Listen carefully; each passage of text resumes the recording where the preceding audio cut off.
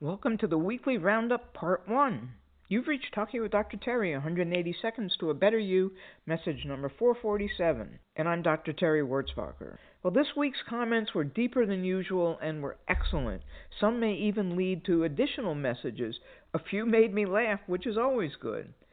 Karen's cast had their last performance in this go-round, but instead of saying it's ending or that it ended, she could simply say it's moving forward. It should also remind us all that whenever we have something big like this, make sure you have something else planned for when it's done. That will help minimize the post-event blues, which can actually be pretty debilitating.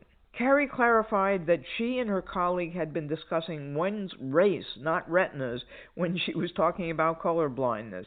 I'm glad people are still having discussions like that. It's more important now than ever. What's ironic is that everyone is different in some way. We humans, though, are so judgmental that we pick those who are closest to what we look like to hang out with, to include in our tribe. I think that's because that makes us feel like we belong. Other species aren't as fussy. How many times do you see a mother animal of one kind become a surrogate mom to another animal that has lost their mother? Ramona got the first laugh out of me when she commented that the "Let Me Be Water" call was very deep. You're so funny, Ramona, but it made me laugh and I appreciate it.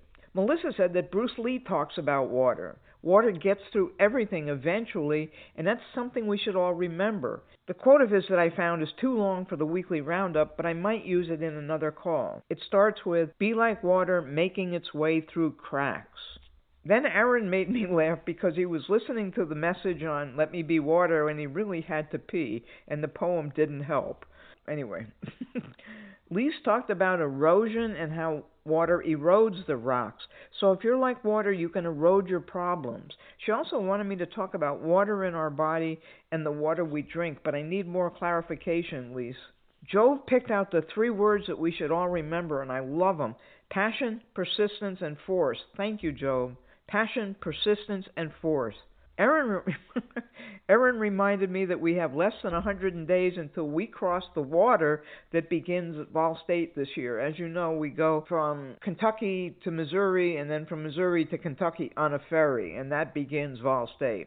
As usual, her entire message made me laugh. Karen commented on the kindling of the mind call. She said that Sojourner Truth said, "I'll be the doer of the world." And I think that would be something we should all aspire to be. She also noted that passion makes all the difference. And we'll pick up on this more tomorrow. Have a diamond day.